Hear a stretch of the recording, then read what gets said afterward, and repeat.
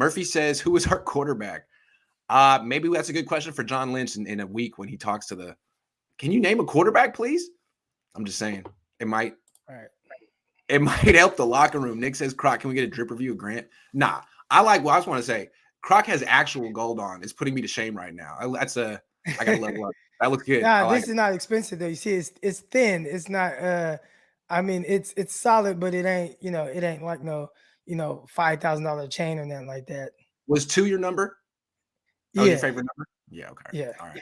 For Derek Jeter or for anyone in particular? Nah, probably Dion in college. All So right. yeah, once I got the opportunity to wear number 2, I jumped on it. I wore it for a few years. It's a good look for a corner. It's a good Yeah. look for a corner. If Ken Walker falls to 61, I'm sprinting to the podium, running back. Who's your favorite running Oh, back in the class? Brees Hall. Me too. What do you like about Brees Hall? Oh man, I mean, I think he's just the most complete back. I think he plays it as fast as his 40. Right? You see Walker and he ran fast, but I'm like, I don't quite see that on film. Now, other people have told me I'm wrong, but I just think, and I like Walker. I think he runs well, but just his vision, sometimes I see him just run kind of in the back of blockers. Maybe he's just trying to do what they tell him to do. But when you watch Brees Hall, man, and how well he catches the ball out the backfield, the breakaway speed that he has once he gets to driving those knees, he has a shiftiness like a Sermon, but he can bring the thump as well. He's my favorite back. Well, do you think he'll be there at 61? Pass protector, he can pass protect as well. No, I don't anticipate him being there at 61. But with running backs, you never know. But I don't anticipate that. Official BNA Music 88 says we could trade Debo but end up with JJ Stokes. I remember the day they traded up for JJ Stokes. We were 7. I remember that day. I was like, wow! They just won the Super Bowl. UCLA. I told my dad, he's like, wow, he's good. Man, that guy, he was kind of slow, I guess, a little bit. JJ. Sorry, JJ. Yeah. Kevin. It was a solid core, but also, they drafted Terrell Owens and the next year, yeah, that was and that kind of shut everything down for JJ Stokes. Yeah, he was a decent number 3 receiver for a minute after. Yeah. And I think he went to the Jaguars after the Niners, but it was, it wasn't the same.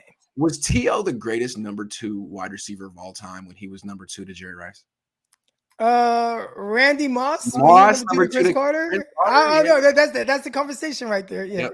All right. Kevin says my asking price is 2 firsts and Elijah Moore. All right. Well, we're going to talk about asking. We're going to get through all that, Kevin. Appreciate you beating us to the punch on that. Murphy says if Trey is the guy, get rid of Jimmy and go all in around Trey. If he's not, trade Debo, Bosa, and start a mini rebuild or trade Trey. This strategy of half in will keep us in mediocrity forever. Yeah, I don't like the half in, half trade plan for now, plan for the future as well. I mean, the fact that they haven't really built aggressively around Trey Lance it's not a good sign. It's not a great sign. Yeah. And I mean, I think it's just that shadow of Jimmy Garoppolo over the team right now. I think they are all in on Lance, but yeah, I mean, them not being as aggressive. They talked about even with Ward, like, oh, Ward was our one, that was our big fish we were trying to get. We got him, and then we're just not going to use the rest of the money. Like, I don't know, man. Like, you see these other teams and what they're doing around some of their younger players, and you have an opportunity to pay guys whatever. And I think that's the interesting thing with Deebo Samuel. Like, all right, maybe you don't want to pay him $25 million a year, but you're supposed to be able to when you have a quarterback on a rookie contract that's only making $9 million. That's the whole point. You can kind of overpay on a certain for a couple of years. Because if you overpay for him, okay, you get that usage out of him, whatever, and you have that extra money. And then by the time it's time to pay your young quarterback, well, Debo will either be at the tail end of his contract or he'll be moving on somewhere else. And Ayuk can still be there. So I think from that standpoint, I'm a little confused with what they're doing. Me too. Murphy says maybe hold on real quick. Maybe this is not what they want to do. Maybe it's just like, damn, Jimmy's still on the roster. He has kind of slowed things down. So we'll paint a picture as if we weren't going to be more aggressive and we're okay with where we are. But maybe inside, in-house, they are a little frustrated with how the situation has gone. Well, I think part of the deal with the Niners is they've become like borderline addicted to comp picks. They freaking love comp picks. They're all about, we got 3 this year, we got 5 this year, or whatever.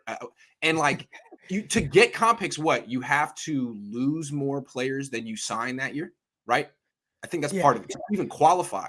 So, I mean, I think the last couple of years we've seen that they're not going to sign a ton of players before whatever the cutoff date is, June 1, because they want that comp. Like they're dying to have the 105th pick in the draft. They can't. That's what they want, and that's why to me, That's why I bet my dad a bottle of wine that Jimmy's going to be on the team all year. They want that comp pick. They're not going to cut him.